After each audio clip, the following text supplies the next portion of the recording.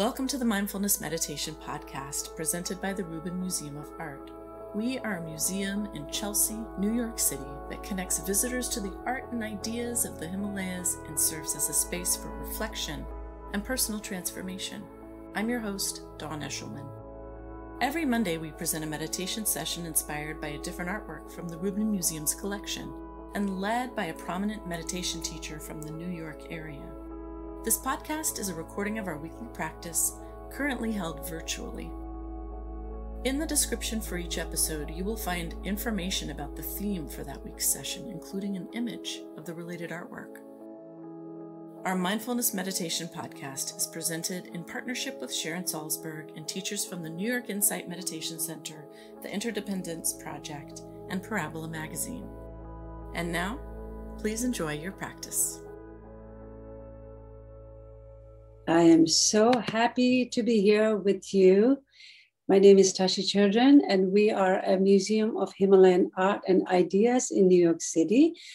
And so wonderful to have all of you joining us. This is our weekly practice where we combine art and meditation online. So nice to see so many of you here. And welcome to those who are joining for the first time. And many of you, may hopefully are back here for many more times. And so for today's session, inspired from our collection, we will take a look at a work of art from our collection. We will hear a brief talk from our teacher, and then we will have a short sit, about 15 to 20 minutes for the meditation guided by our teacher. Our theme this month is care. What are you caring about right now? Let's take a look at this beautiful work of art together. This is a beautiful tanka. My colleague can bring the art connection for today. So this is a tanka, and tanka is a mineral pigment on cloth from Tibet. Date ranging about 1600 to 1699. The size of this tanka, if you were to be in front of this, the size is about 26 inches to 16 inches. As you see here, it's a red background, very unique on gold. It's on cotton.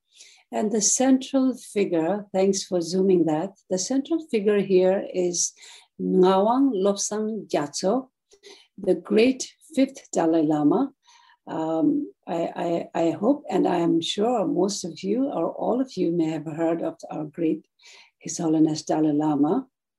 So the present Dalai Lama, if I were with you in person, I would probably quiz what number is the present Dalai Lama, the reincarnation. So this particular tanka, the central figure is going back to fifth Dalai Lama, and the present Dalai Lama that we have all seen or heard is the 14th reincarnation. So this great fifth Dalai Lama is the period 1617 to 1682. And as you see here, it's surrounded by previous reincarnation, the previous Dalai Lamas. In fact, he is holding, the central figure, of course, is holding a stem of the lotus blossoming over the right shoulder, and the left hand holding a long life vase in the lap, as you see here in the lap. This painting is in gold, so you'll have to look very carefully, and you can see a long life vase. This long life vase is an indication that the painting is a portrait commissioned during the life of the fifth Dalai Lama, wearing this very sharp pointy hat, which is often known as the Pandita hat. He sits atop a cushioned throne. So we are very familiar with the lotus throne, but the fact that the central figure, fifth Dalai Lama, is sitting on a cushioned throne, which means during the life, during the fifth Dalai Lama is when this painting was commissioned. So directly above is the Bodhisattva of Compassion, Avalokiteshvara, right on top there, known as Genrik Zik in Tibetan word. And at the left is the king, King Songtsen Gampo, actually, the Songtsen Gampo, yes, right there. And to the right is the Tromtenpa, to the right on the other side, yes. Tromtenpa is one of the very important students of Atisha, the great scholar that came from India. So at the middle left is the first Dalai Lama, Gendun Drup, and then the middle right is the second Dalai Lama, known as Gendun Gyatso. So Avalokiteshvara, the Genrik Zik, is the patron deity of Tibet, and His Holiness Dalai Lamas are known to be the emanation of Avalokiteshvara. Now, this beautiful red background painting is in fact associates with the Buddha Amitabha, and then the overcoat of gold. So when there's a lot of gold, it says that the commissioner has spent more money. As we all know, it is more expensive, in which the practitioners also believe that much more merit when you spend, more valuable things on the painting. So now we can move on to bring our teacher. Our wonderful teacher for today is Tracy Cochran, who will talk to us on the theme of care. What do you care, right? Our care. And Tracy has been a student and teacher of meditation and spiritual practice for decades.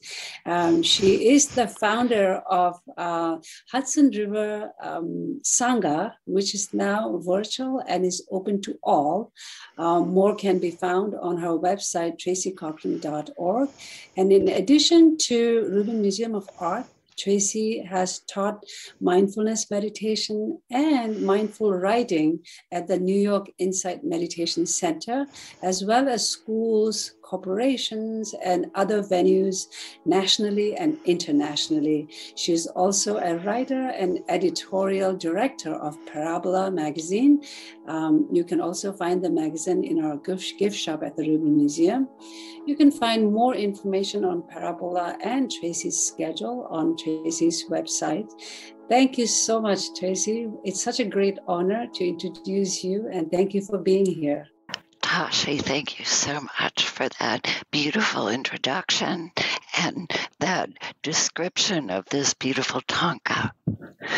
And I'm very happy to be here today to talk about care, because there is no better time. And I know from speaking with my friends in the Hudson River Sangha and elsewhere that we're all feeling enormous care about what's happening in the world. And as it happens, I've just returned from Europe. My daughter lives in Europe.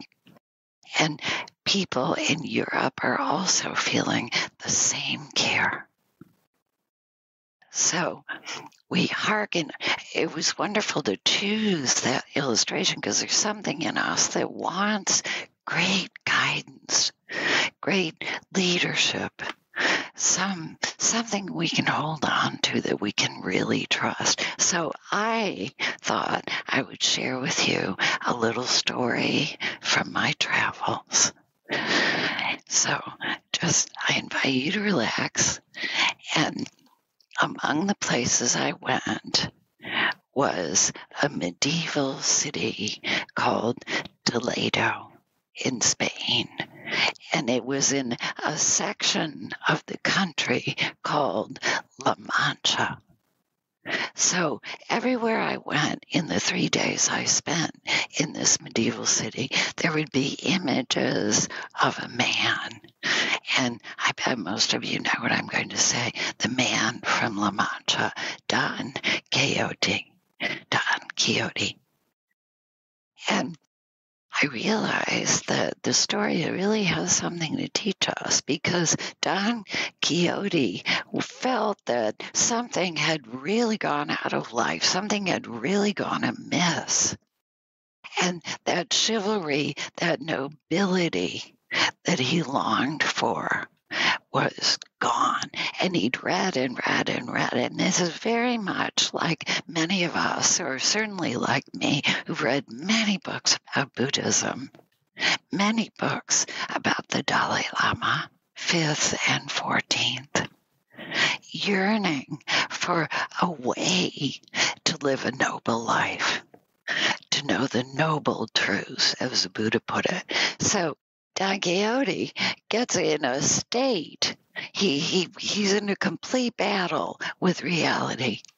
And he insists on seeing the people around him, not as they are, but as he wishes they were. He projects. And we know how that feels. So he insists that an innkeeper knight him. And he goes off on a great quest, accompanied by a down-to-earth farmer, someone who repeatedly in this great work touches the earth and tries to convey reality, Sancho Panza.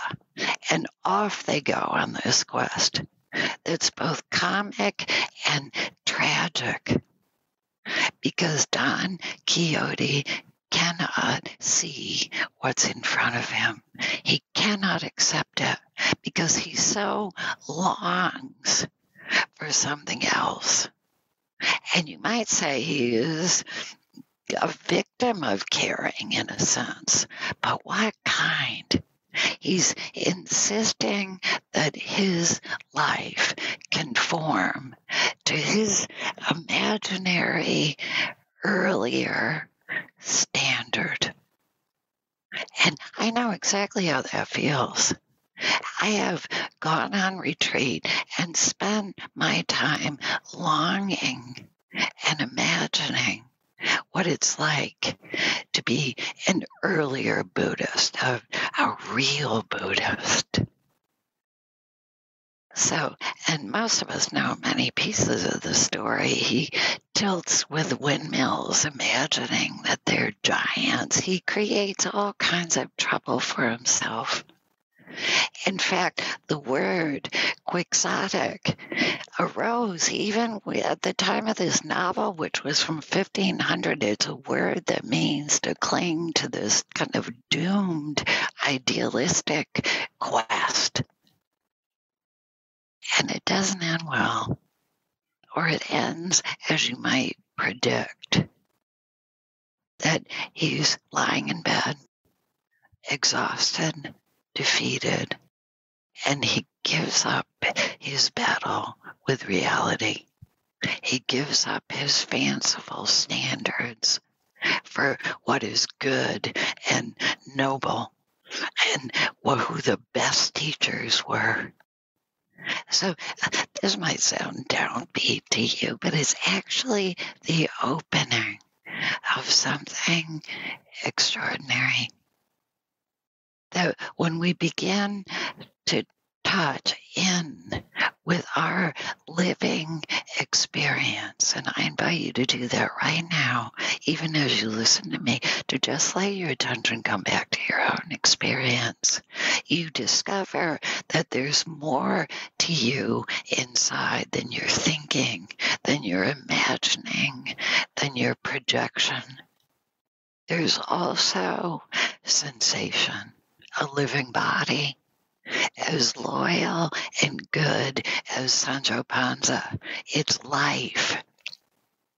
It carries you. It walks with you. A beating heart, feelings, responsiveness. A connection with life that comes in with each breath. When we give up our insistence that things be different than they are, or insisting on clarity in a time of upheaval, or insisting on permanence when we find impermanence, when we let that go and just come to rest in the body, we begin to find that what we've been seeking when we think of the perfect ancestors, the perfect teacher, the perfect guide. There's something that's present right here and right now. And as Mary Oliver, the beloved poet, put it so memorably, I know the soul exists, and I know it's made entirely of attention. Of attention.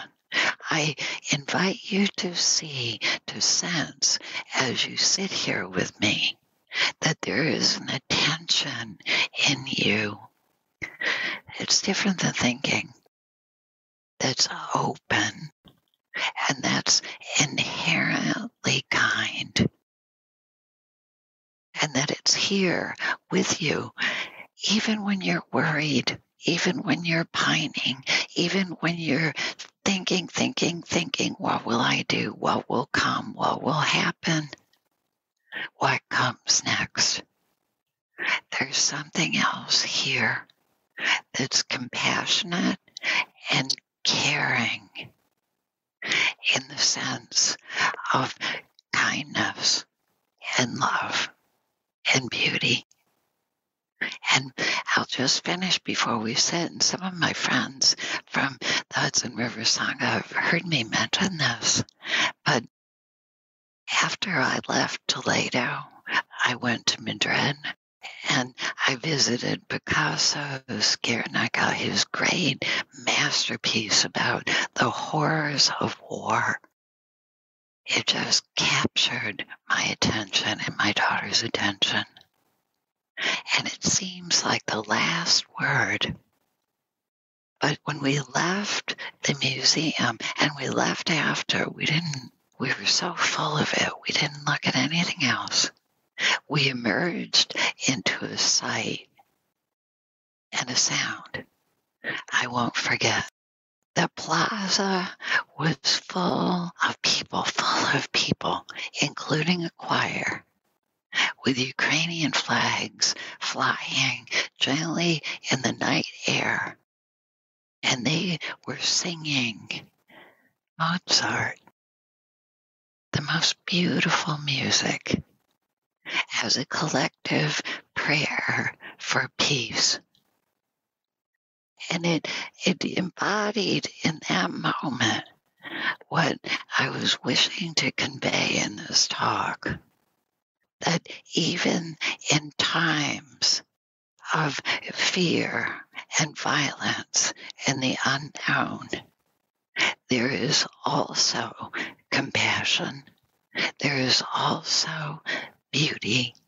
There is also an attention that embraces us all. And that in a very real sense, this is a practice for remembering that, bringing our attention home to that. So let's sit together now and see for ourselves.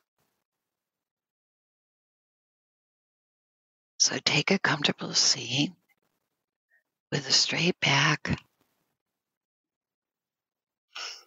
And notice how it feels to bring great kindness and care to this body, your own body.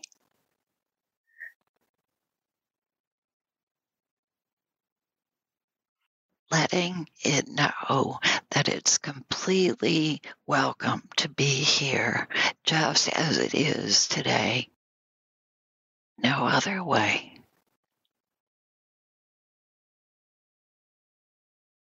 And notice that there's an attention present in you that can touch the sensations it finds, the feelings, the thoughts, whatever arises, without comment.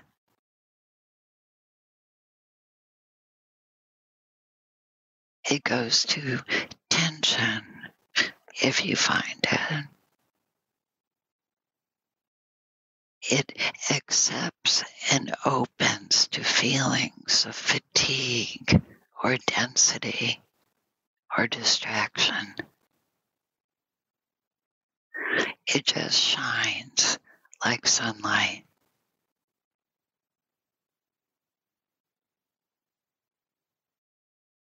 And if you wish, you can bring the attention to a point like feet on the floor or hands in your lap or the rhythm of the breath, whatever feels natural.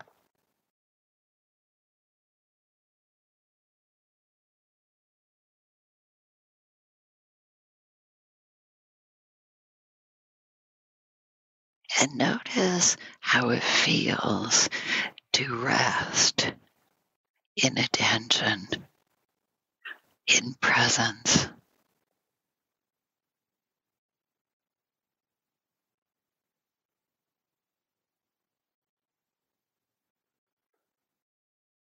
To sit with others, seeking the same rest, the same presence.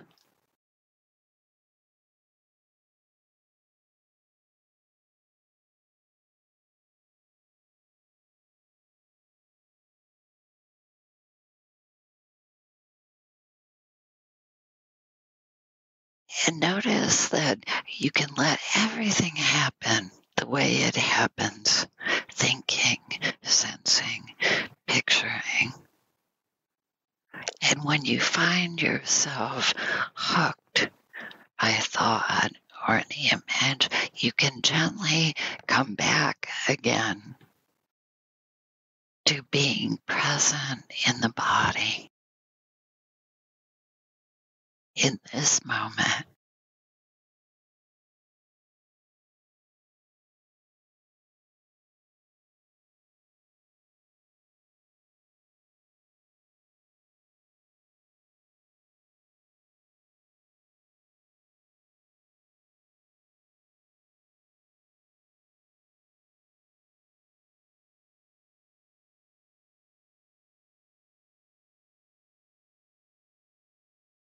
Just rest in a presence that's innately caring, accepting.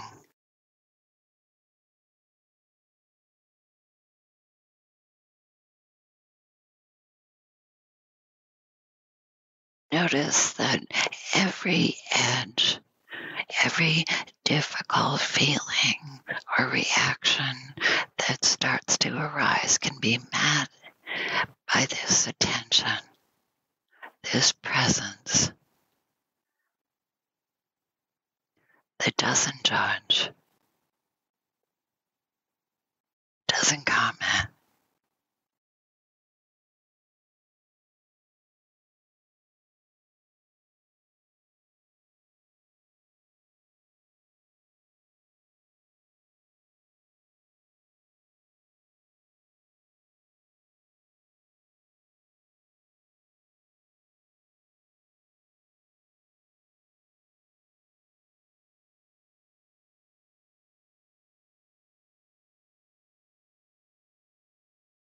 And notice that stillness is not silence, but softness, non-striving.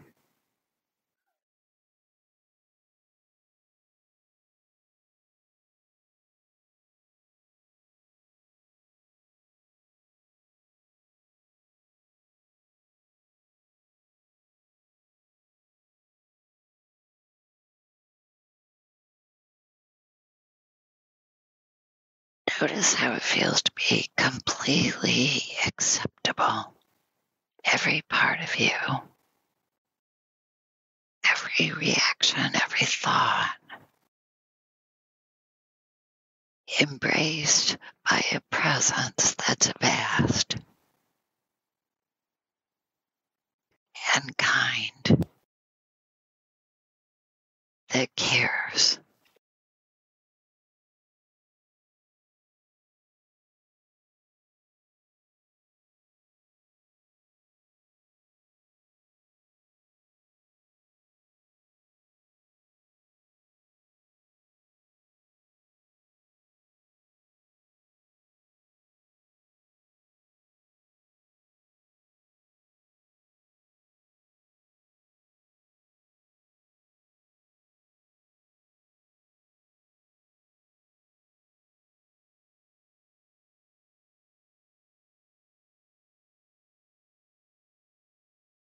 And notice how it feels to be completely allowed to be.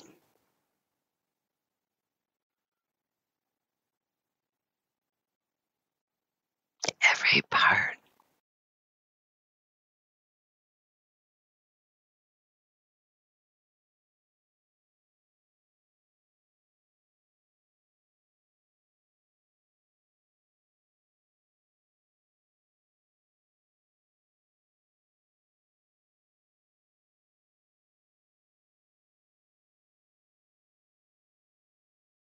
And notice that with this movement of coming home to the body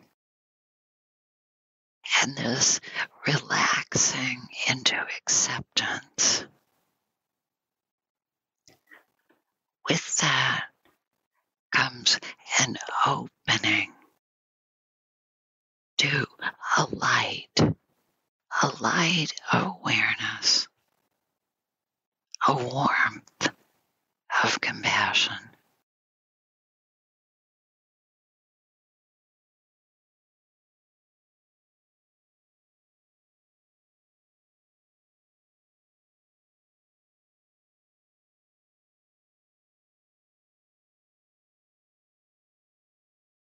We begin to remember how alive we are, how responsive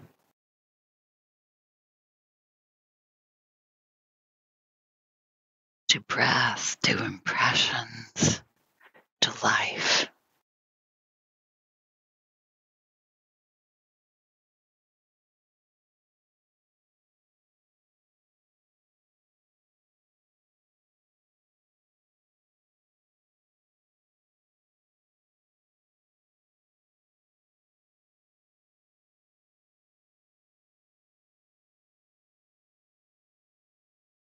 As we come home to the body and the living experience of the moment, we open to presence.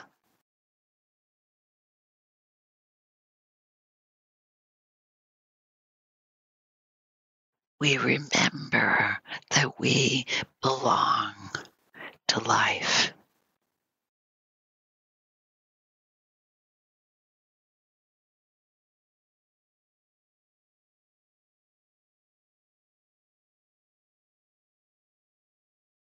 We are not separate.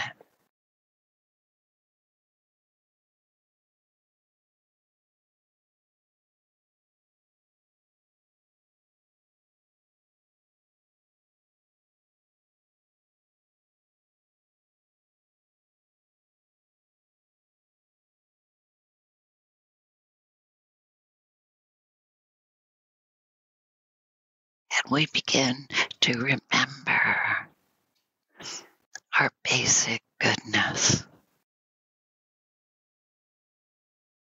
our responsiveness, our caring, our love of life.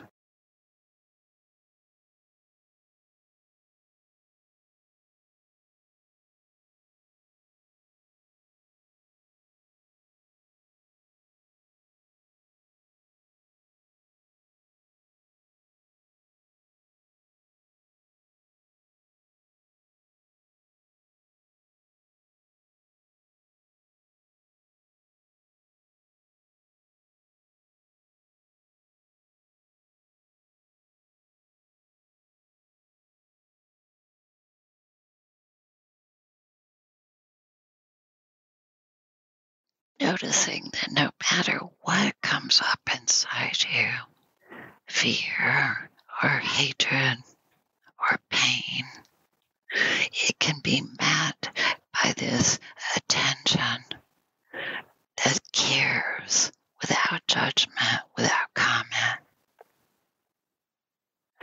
that's curious and kind.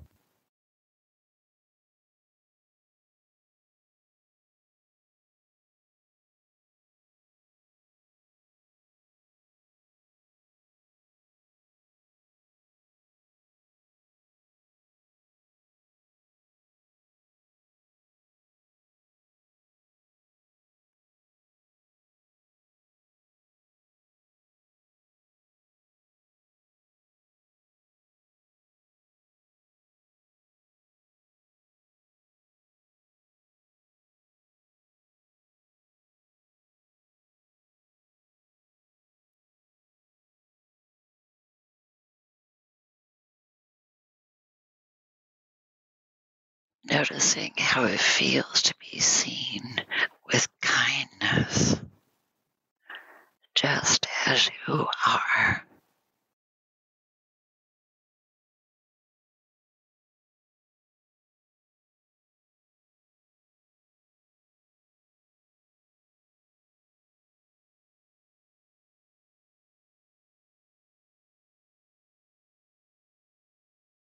Softening and opening into your natural compassion, caring, responsiveness to life.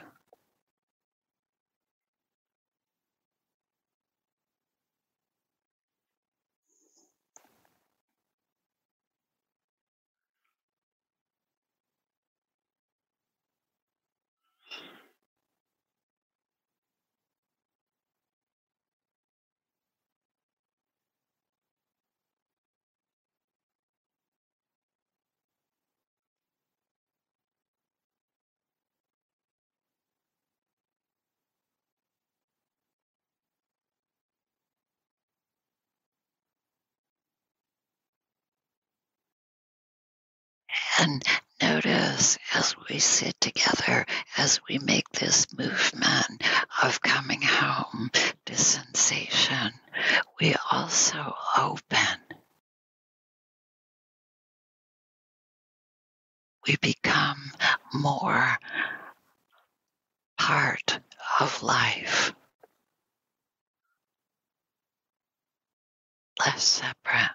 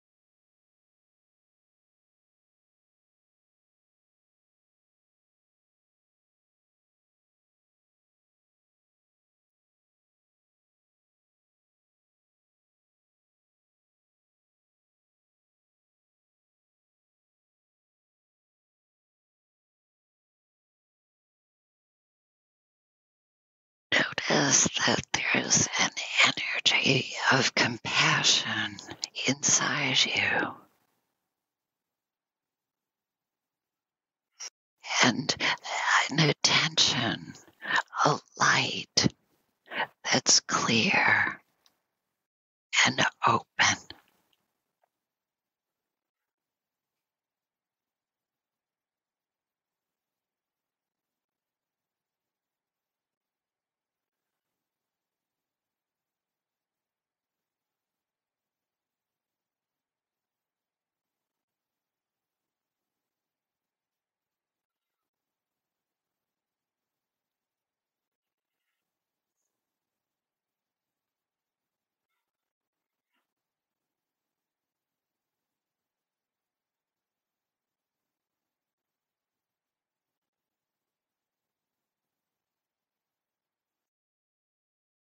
Notice that coming home to your living experience opens you to a connection with all beings,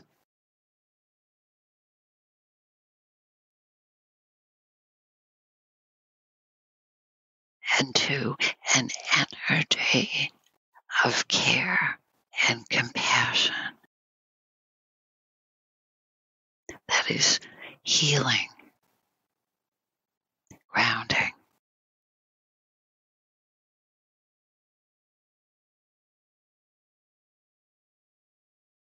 and free.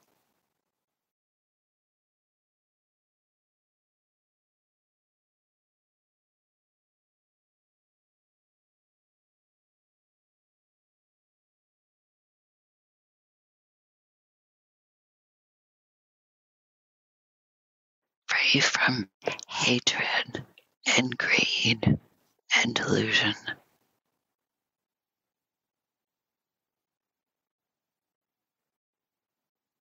Compassionate and wise.